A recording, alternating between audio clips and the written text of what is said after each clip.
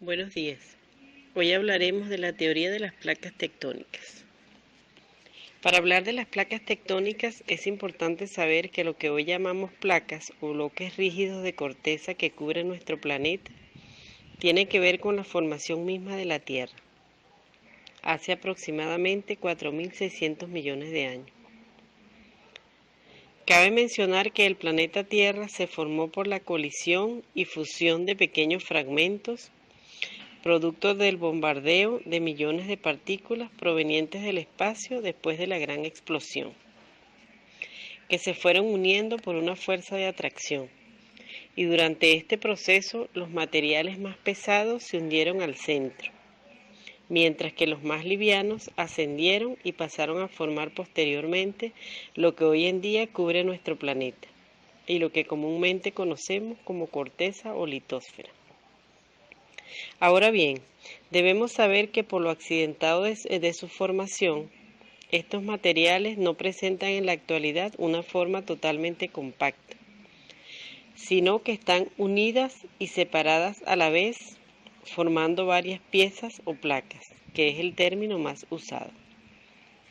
Quiero resaltar aquí que entre cada una de estas capas o placas existen unas líneas divisorias, algo así como una costura o remiendo, que aparentemente las une.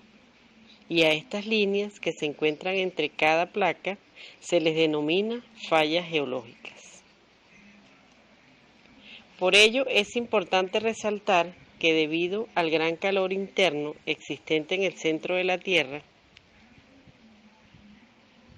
la lava o roca líquida que se encuentra en el núcleo busca salir por algún lado hacia la superficie, originando entonces el movimiento de estas placas que al chocar o friccionar unas con otras originan enormes accidentes geográficos y que se manifiestan en la superficie del planeta, los cuales conocemos como sismos o terremotos, volcanes, tsunamis y la misma modificación de la forma de la corteza terrestre, cuando por ejemplo aparecen grandes montañas en zonas donde antes habían planicies.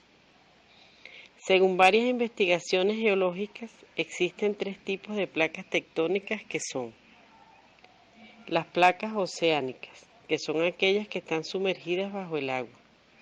Ocupan la mayor parte del territorio que conforma el planeta. Son más delgadas que las placas terrestres y muy activas.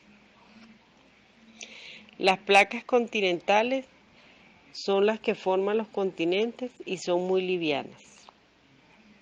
También existen las placas mixtas, que son las que combinan corteza oceánica y corteza continental. Actualmente existen aproximadamente 15 placas tectónicas principales y más de 42 secundarias. Entre las más extensas tenemos la placa del Pacífico, la cual abarca unos 166 millones de kilómetros cuadrados y es la más activa del mundo. Le sigue la placa norteamericana, con 122 millones de kilómetros cuadrados. La tercera más grande es la placa euroasiática, con 109 millones de kilómetros cuadrados. La placa africana ocupa el cuarto lugar, con 98.7 millones de kilómetros cuadrados. La siguiente en tamaño es la placa de la Antártica, que cubre el polo sur, con 98 millones de kilómetros cuadrados. Luego le sigue la placa australiana, con 75 millones de kilómetros cuadrados, y la placa de América del Sur, con 70 millones de kilómetros cuadrados. Otras de menor tamaño, como la placa de Nazca, en la costa occidental de América del Sur, cuenta con 25 millones de kilómetros cuadrados. La placa índica, con 19 millones de kilómetros cuadrados. La placa filipina, con 8.7 millones, y la placa arábiga, con 8 millones de kilómetros cuadrados. Existen otras placas más pequeñas, sin embargo, no dejan de ser peligrosas, como la placa de Juan de Fuca, ubicada frente al noreste de Estados Unidos, con 405 kilómetros cuadrados. la placa del Caribe con 5.3 millones de kilómetros cuadrados y la placa de Cocos con 2.6 millones de kilómetros cuadrados.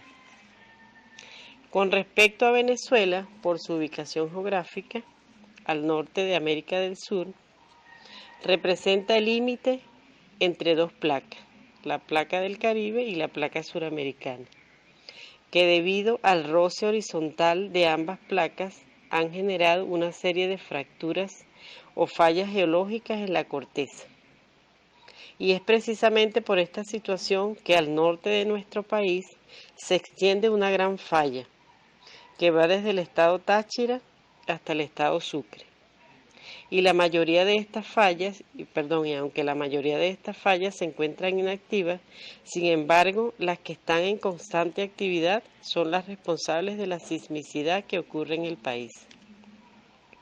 Entre las principales fallas geológicas de Venezuela podemos mencionar la falla de Boconó, siendo esta la más extensa.